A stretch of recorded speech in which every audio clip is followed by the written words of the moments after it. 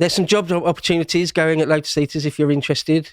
A production manager, and what is it? 2 other video editor people, videographers or something like that. So if you know what Adobe Premiere Pro, if you know that inside out, get in touch with us. Or if you're a dab hand on what's the thumbnail JPEG thing? I was like Photoshop. Photoshop. Yes. If you're good at Premiere Pro or Photoshop, yes, get in touch with us. There's a couple of opportunities going. Is that all right?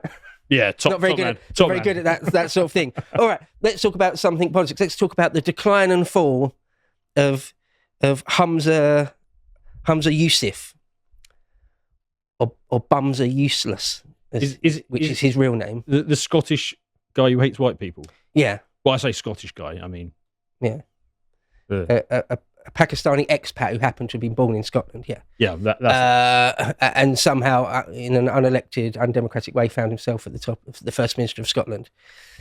So let's play this clip first of all. The people that matter. यहाँ आपको update करेंगे Scotland के Pakistani नजाद first minister Hamza Yusuf ने इस्तीफा दे दिया है।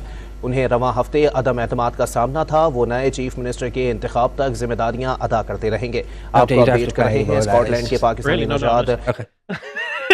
I want to find out more. Why would we stop? How did you find this? Were you just watching Pakistani news? No, I just typed in, and it was one of the first things that came on YouTube. Why are the Pakistanis talking about personnel changes? His base need to know what's going on, don't they? Right. They need to be kept abreast of the news, don't they? But if you play the next link, which is we'll actually show a bit of his actual resignation. Unfortunately, in ending the Bute House agreement in the manner that I did, I clearly underestimated the level of hurt and upset that caused Green colleagues. Therefore, after spending the weekend reflecting on what is best for my party, for the government and for the country I lead, I've concluded that repairing our relationship across the political divide can only be done with someone else at the helm. I have therefore informed the SNP's National Secretary of my intention to stand down as party leader and ask that she commences a leadership contest for my replacement as soon as possible. Politics can be a brutal business. It takes its toll on your physical and mental health. Your family suffer alongside you. So I am in absolute debt. Did you say I'm an absolute to debt? my wonderful wife, my beautiful children, and my wider family for putting up with me over the years. I'm afraid you'll be seeing a lot more of me from now. You are truly everything to me. So hang on, before you go any further, I'm going to have to ask questions because I pay no attention to mainstream media at all. Okay. First of all, he's only been First Minister for like a year or something. Yeah, something like that, yeah. And secondly, right, what? It's so unimpressive now you mention it, yeah. And never got a mandate. It was only because Nicola Sturgeon quit. But why is he even quitting? When he talks about I can tell you all about it. Oh, right, okay. I can tell you all about their coalition government and all that sort of thing. So, first of all, I'd like to say that I honestly do think that sort of gloating is a bad look. You know, when the leftists gloat about all sorts of things, you know, like when Trump lost or whatever, you get leftists gloating. It's not a great look. But I, can't really help myself a little bit here because he was so hated, so obnoxious. Yes. So I'll try and keep the sort of glee to a minimum. But also literally who? This is the thing I love about when these people go, is because they're unelected. It's that it's not just, oh, we finally got that guy out, get the new guy in. It's like, yeah, that piece of was so awful that even the establishment, who didn't care about democracy at all, had to admit, okay, yeah, we've got to get rid of this guy. Yeah, yeah. In fact, I had a quote. I got a quote here from Dankula, the Count Dankula. His lordship? Yeah, the Lord Lanarkshire, first Baron Coatbridge. He said, because he's like a legit, real bona fide Scot, right? Can you get any more Scottish than Dank? Not really, right? I mean, he's about as Scottish as you get. But a few tramps. And unnecessary. The Daily Record are going to do a hit piece on you now. So your best friends are Scottish now, are they? He said, I watched a video of his a few days ago, just before Bums Are Useless quit, saying that loads of his friends vote, most people he knows vote SNP, but they hate Humza Yousaf. They hate him. Right. And Dank said the same thing. He said, wait, have you scrolled down on, can you scroll down a bit further on my thing for me? There you go. There's the quote. He said, "Imagine being that bad." Talking about Yousaf, that even the completely effed up, inept SNP who don't even believe at all in their own core message. Imagine if they went, "You're too shite." I need that. I need that to happen. I need him to be gone. I need Humza Yousaf out of power. I need him kicked out of the party. I just need him out. Oot. The man is a complete idiot. And I'm saying all this because I think Dank, a fair representation of what a lot of Scots will be thinking, right? But he makes a good point. It's a bit like being kicked out of Antifa for being a spiteful mutant. Right. I mean, you're already in the bottom barrel. Yeah. Dank goes on to say, he's a complete idiot. I never felt more fearful of a leader. And we've had some effing terrible leaders in our country. We've had people that are shite and inept and all that type of stuff. A lot of them were just shite. His language is foul, isn't it? But funny. They're just clueless, bumbling idiots. But this is the first one who I view as genuinely malicious. Genuinely malicious. He wants to actively do harm to people. That's the way I see him. So this is the first time I've actually genuinely felt fearful of this absolute effing idiot. He's a dangerous idiot. That's the problem. So if anyone's out there who's American or perhaps or from anywhere that just doesn't follow UK politics or Scottish politics, no reason why you really should. Well, I don't. Right. He was roundly hated. It's not just that he's got brown skin and so all the white people hate him because they're just bigots for no good reason. Well, no, to be he's fair, roundly hated. The white people hate him because he hates the white people. Well, there's that. So, yeah, a quick list. Sorry, if you could scroll up a quick on my thing. Or can I have a mouse? So I can just... Yeah, sure. Right, so there's a number of things. First of all, before he became the leader, there was just the famous sort of white controversy where he called out sort of all of Scottish society for being white. All the top leaders in politics and in ranting sort of and raving civil society. There were white people in Scotland. And Scotland's like 96, 97% white. So you would just expect that. So it's true race baiting. Yes. It's sort of true hatred, real racism, actually. A lot of people I think would have seen him just ranting about the whiteness of Scotland. It's mad. It's mad. Yeah. Even when you run into I'm going to call them the online racists, right? Where you run into people who are selling racist jokes or making racist remarks or saying that the races are different and here's graphs or whatever else. They're usually actually kind of fun about it.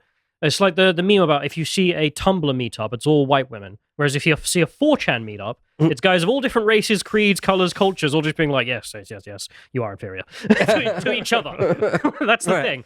And there's some comedy about it. But when you run into... And that actually isn't that frightening. Like, if you're of a different race and this person thinks they're superior, it's like, okay. Like, you have a laugh about it. But with Humza, it genuinely was just actual hatred because you're white. Mm-hmm. And there's no comedy, there's no goodwill or funniness, or even like, haha, he kind of believes that, but not really. It was just, oh, you just want me dead. Well, that's the thing about like proper racists is that, they're actually quite a fun bunch because they don't care what colour or creed you are. They only care that you're racist. And then they all get along. It's like, you're a Nigerian racist, are you? Excellent. We get along then. It's like stuff like that. You seen the Louis Theroux clip? No. He's in South Africa and he runs into this boar and the boar's having bread with, I think it's like a Zulu or something. And he's like, Johnny, why are you having breaking bread with a black man? And he's like, well, of course I'm a racist. And he's like, yes, so why are you breaking bread? And he's like, well, he's a racist as well. But that's funny. That's kind of humorous. This was not. This was just strange man who's unelected declares war on his own people. Yeah. Well, not his own. Yeah, it's just really weird. It's just really... Yeah. It was just really, really weird and horrible to see. And, okay. The other thing is actually in politics, before he was the leader, he was sort of, I think he did transport and health before that. Both times he didn't really achieve anything or was a bit of like Liz Truss, just sort of was a bit of a hand grenade in any department he was put in. It wasn't very good. And then when he became leader, only because Sturgeon had to sort of step down because of sort of all the fraud allegations with her and her husband. The SNP decided to elect Humza as their leader. Yeah. And then since then, not that long ago, like I say, just quite a few months or about a year or so, he have done all sorts of things that wasn't good. Like, so he wanted to try to push through that bill. I don't know what you'd call it. What's the... Oh, no, apparently you're not allowed to say because every time you say he has to censor it. Oh, okay. Yeah, so use another word. To do that in post. The transgender? I call them the alphabet people. Some sort of alphabet people bill they were trying to put through. And Westminster had to veto it. Do you remember that? Rishi had to, because they're devolved parliaments. They haven't got absolute, complete executive power. If Westminster decide, oh no, we're not actually going to let you, we're not going to let like Wales declare war on Russia or something. Right. Westminster can still basically veto stuff. They do, and they had to do it in that case. So it's just a political failure, really. There was loads of net zero policies that they tried to push through, and then it became obvious that they were like absurd targets. So he had to sort of do a 180 on those, another sort of political failure. There's the censorship hate crime bill thing that he put through fairly recently. What Remember was that one again? It was where you just reclassified loads of things you can't say anymore because they're hateful. You couldn't even say it in your own house if nobody heard it. Yeah. Right. We did a segment on it. So if you say something racist and nobody hears it, can you still go to jail? The answer was yes, because what in case Alexa hears it? And it could be loads of things, all the alphabet people, sexism stuff, all sorts types of racism and religious stuff. Just a massive extension of curtailing freedom of expression, freedom of speech. So he was like a Pakistani, Scottish Justin Trudeau trying to outcompete the wokes in America by being even more woke. The Scots don't like stuff like that, just weren't happy with that. His like popularity was just through the floor. Just like minus 30 or something crazy. And wasn't he up against, originally, he was up against a fairly sensible Scottish woman who was like the ideal candidate. The only thing is she had some reservations about abortion. Yeah, Kate Forbes. Yeah. Her name. Yeah, she'll come into the story in a bit. Oh, right. And yeah, also just the grand SNP goal of pushing for and trying to get independence for Holyrood. He got no traction on that. So the whole point of SNP is not really fulfilling any of that. So he's roundly hated and a bit of a political failure. And so let's get to his final downfall, should we talk about? So the Scottish Parliament has got 129 seats in it. And the last election, which was 2019 was it? Or was it 21? Anyway, they got 64 seats, which is sort of one shy of being able to just form a proper government, a majority government. Right. And this was under Nicola Sturgeon.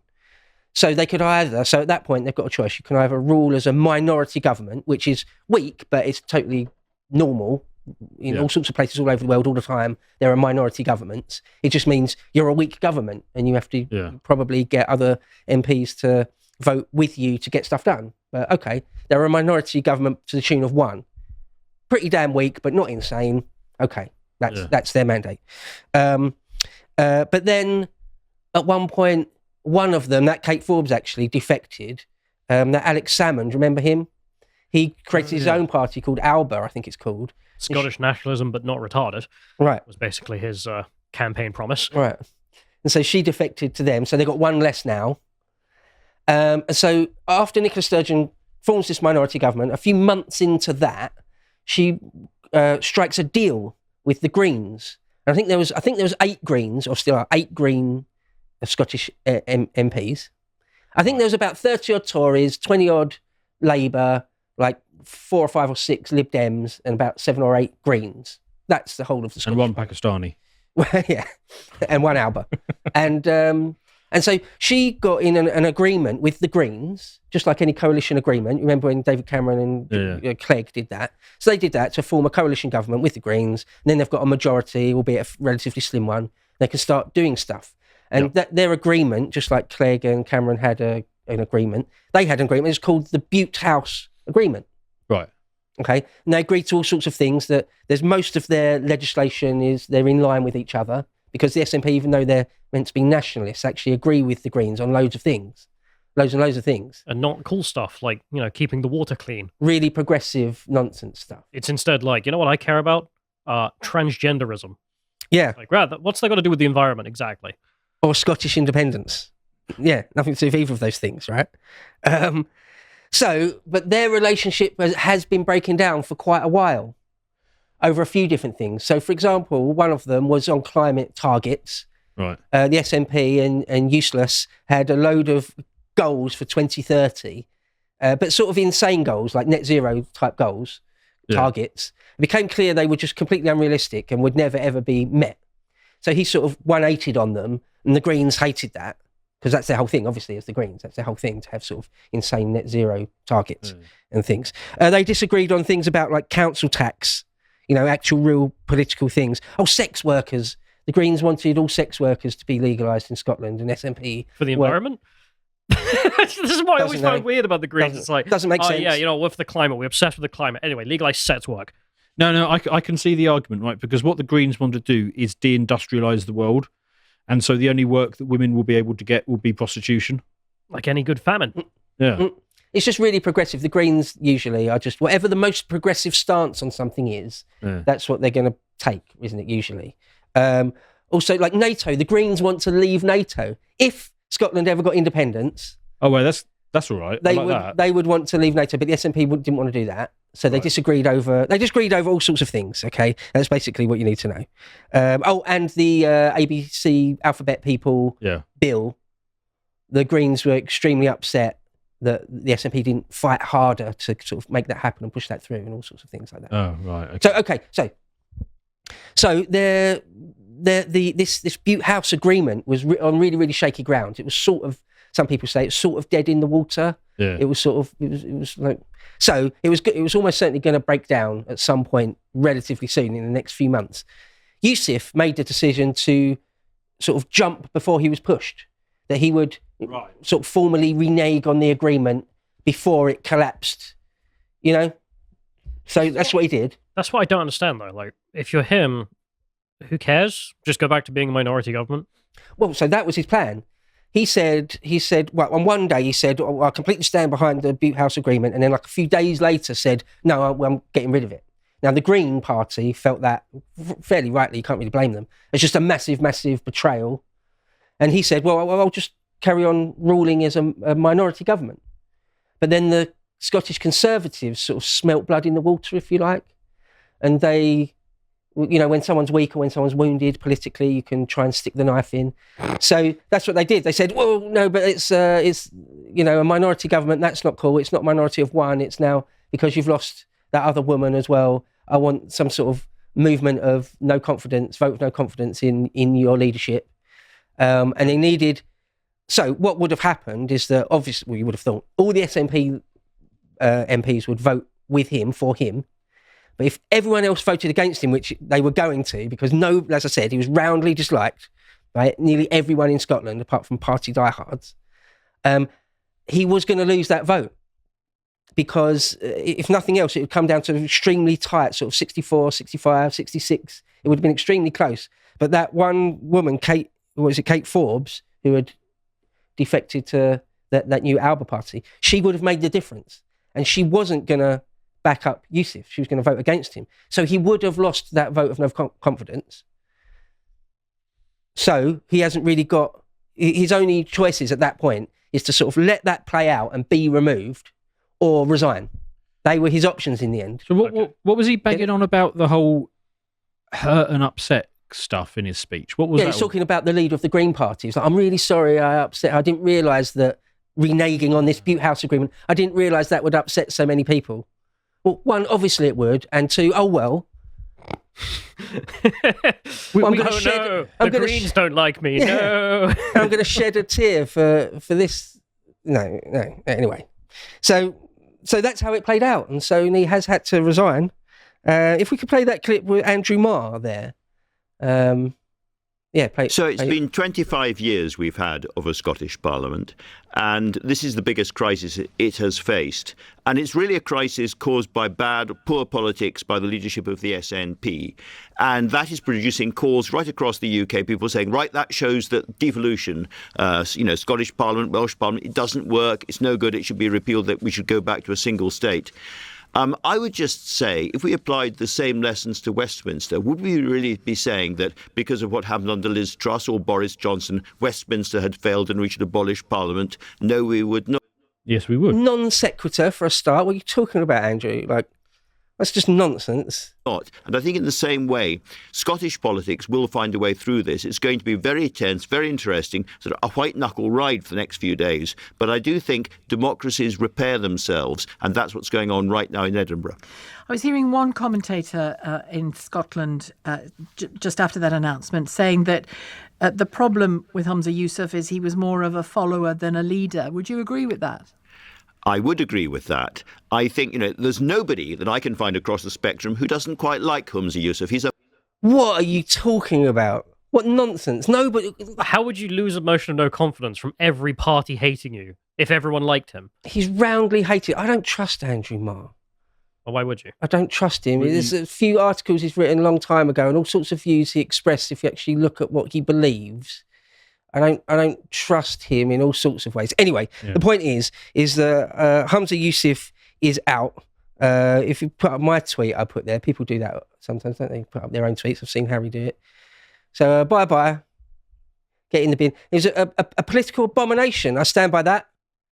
It should never have been the case. We'll look back on his time as a weird freak occurrence in Scottish politics. It should never have been. And I hope Scotland. A Trivial Pursuits question in 50 years' time, like when was a Pakistani leading Scotland? Yeah, right. So last few things to say then. Where to go forward from here. The next leader of SNP is likely to be one of the John Swinney. Apparently, a lot of the people in the party like this guy, John Swinney. There's that Kate Forbes who nearly beat Yousaf last time. She can come back now, can she? You should have another go, yeah. Oh, no, wait, sorry, no, of course, she's out of the party. Right, yeah, no, so, yeah, I don't know, but people was talking about her name. I don't know. Yeah. People are saying this John Swinney guy. There's another couple of names, Neil Gray, Jenny Gilruth. Anyway, who knows? Whoever becomes the next leader of the SNP will then have to, will either be in a very, very shaky position or have to make another coalition agreement with other parties. Whether anyone in Scotland will want to do that with them, who knows? Going forward at the next general election, most people think that Labour will probably do well. Because in the past, when I was a kid, when I was younger, Labour always did well in Scotland, before the SNP were really a thing, before the 2000s. Labour, Lib Dems always did all right, Tories always did badly, Labour always did quite well in Scotland. Well, there's a saying at a Labour Party conference, they say it a billion bloody times, so it's burnt into my memory, which is the road to a Labour government. It runs through Scotland. Yeah. Like if you don't win Scotland, they lose. Which is why I always supported getting rid of Scotland from the Union, because then Labour gone forever. So if this was America, Scotland would be California. Basically, it's supposed to be like a socialist bastion. Well, it is. There's a classic thing of that was called the Scottish Mafia. Even in the Blair years, there are big chunks of Labour MPs that were Scottish, and they ruled the roost because they knew if they lose them, they don't get government ever. Look at Alistair Darling or Gordon Brown. But going back and Blair went to Edinburgh. Yeah. But going back to the beginning of the Labour Party, going back to the 1920s and 30s, you had lots of Scottish Labour MPs in Westminster.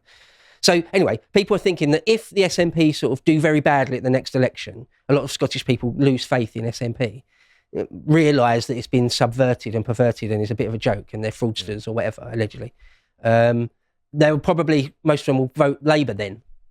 So the leader of Scottish... the Tories are self-destruction path, so Labour could basically just win all of the seats? Tories are on a zero-seat strategy, and Scotland don't really vote Tory that much anyway. They just don't. But the leader of Scottish Labour is a guy called Anas Sarwar, who's Pakistani. The second Pakistani leader of Scotland. Oh, right, okay. So he also hates white people. He gave exactly the same speech as Humza about how there are just white people everywhere, and he hates it. So, okay, right. So that's Scottish politics at the moment. I've got that one last link where Dank celebrates. If you want to play that, average Dankula meme.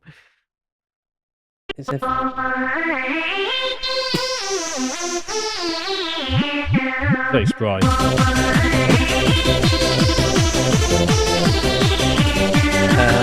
That's it. It goes on for a few more seconds, but that's essentially it. Thanks, mood right now. Okay, that's a little bit about Scottish politics and the fall of Humza Yousaf.